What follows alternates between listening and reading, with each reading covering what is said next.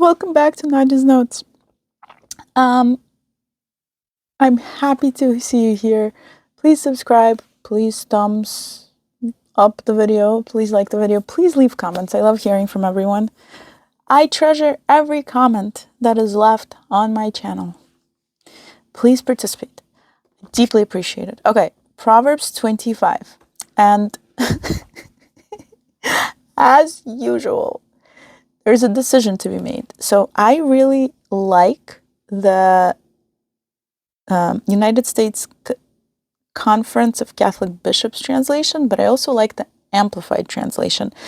And then what I really enjoy is the explanations at the bottom of the United States Conference of Catholic Bishops Bible translation. I think there's a different name for this Bible. I just don't know it. Anyway, I think, okay, let's read. So I've been reading AMP for the last few Proverbs, but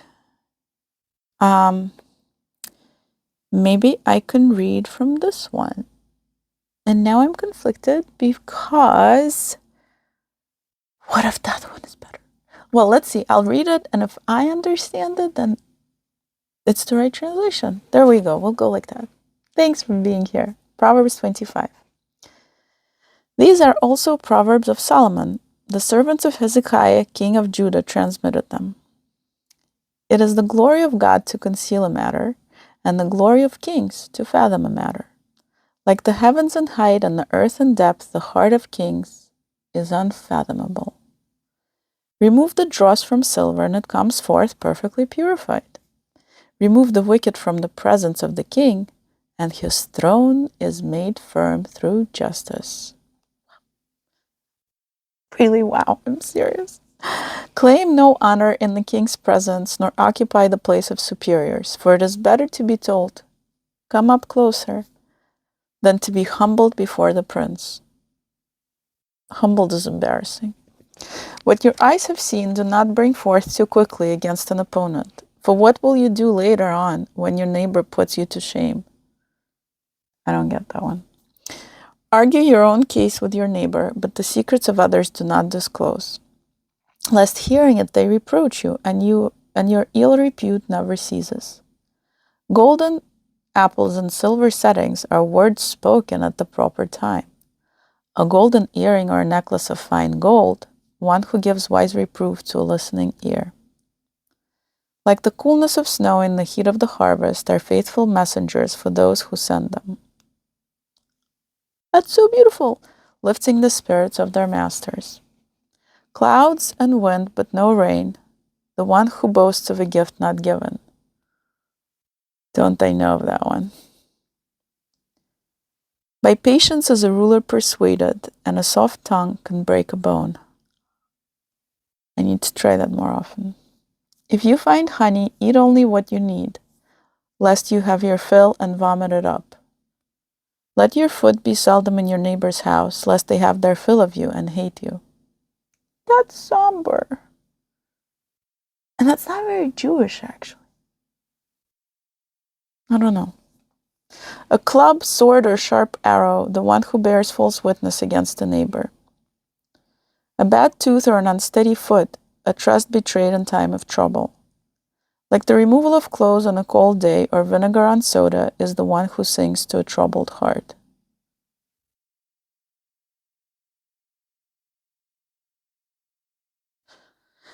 If your enemies are hungry, give them food to eat. If thirsty, give something to drink.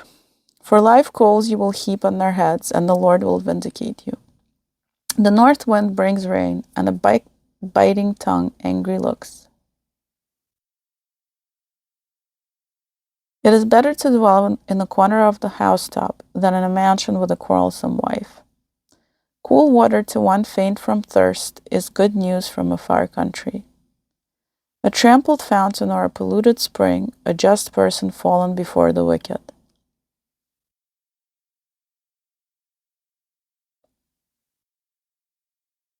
That is so beautiful. Ah, ooh. To eat too much honey is not good, nor to seek honor after honor. A city breached and left defenseless are these who do not control their temper. What about getting angry sometimes? Oh man, this is so good. This is so good, but also a little confining. Bah. Bah. Okay, where are my tabs? I was going to read you the other translation. Where are my tabs? Anyway, do you want the explanation?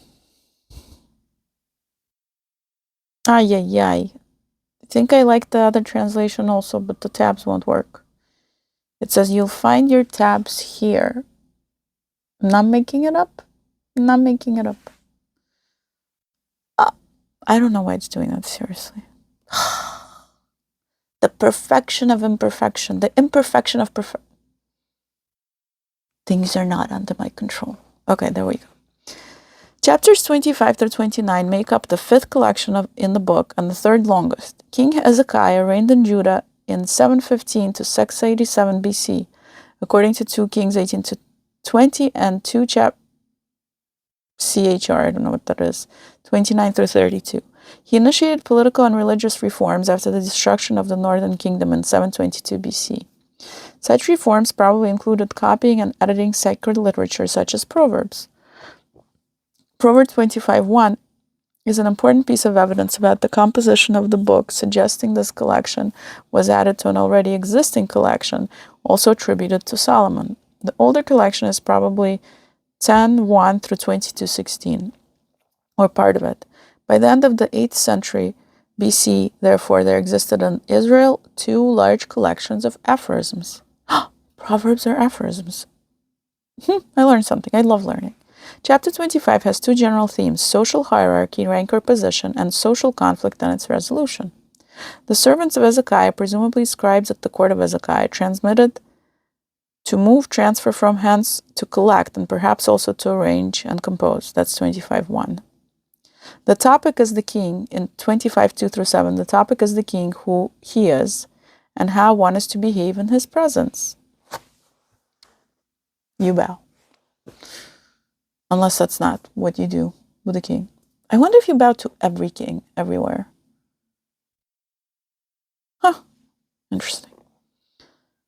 God and king were closely related in the ancient world and in the Bible. The king had a special responsibility for divine justice. Hence, God would give him special wisdom to search it out. I wonder if that's true.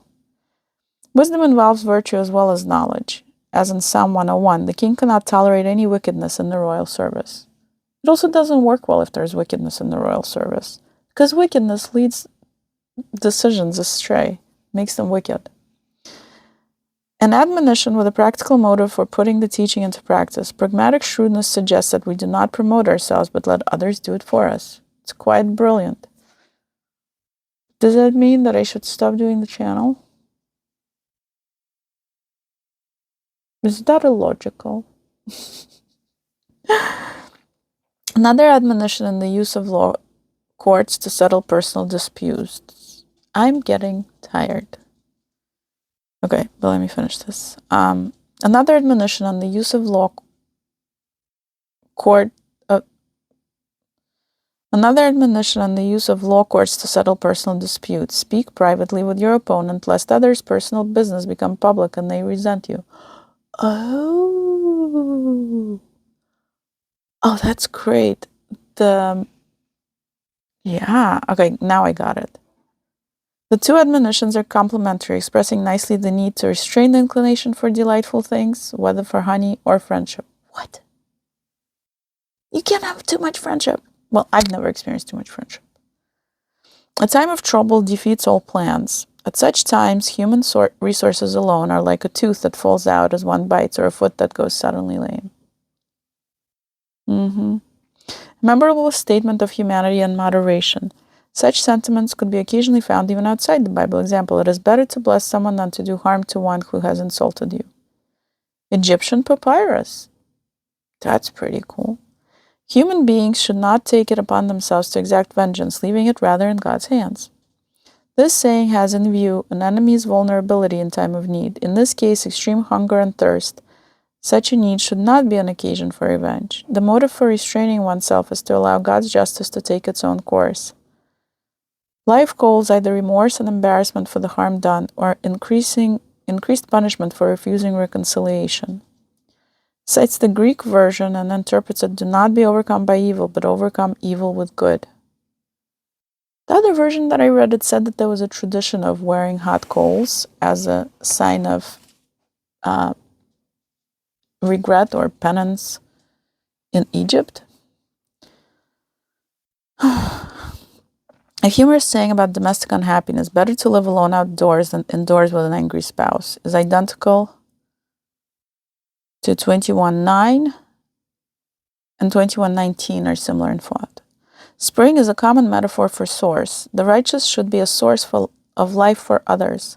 When they fail, it is as if a spring became foul and its water undrinkable. It is not clear whether the righteous person yielded to a scoundrel out of cowardice or was simply defeated by evil. The latter seems more likely, for other proverbs say the just person will never fall. See? Literally, be moved. The fall, even temporary, of a righteous person is a loss of life for others. Wait, what? I guess because bad behavior spreads. And that's so, so true. It's awful. It spreads super quickly. It's like a disease of some kind. It's like an infection. It's a pandemic. Propagation of genes and memes. Anyway, thank you for being here. There's this Russian expression that says, "Я не волшебник. Я не волшебник, я только учусь. I'm not a magician, I'm just learning to be one. I'm not a YouTuber. I'm just learning to be one. But I am a human being just like you. Created in the image of God." Thank you, darling images, brilliant images, lovely, sweet, righteous, for being here with me. Though we're separated by time and space, we are connected in substance. In the substance which makes us human. Thank you for being here. And thank you for exploring my silly with me. Well, the meaningful and silly together. The meaningful, the explanation on the meaningful, and the silly. Thank you so much. Good night.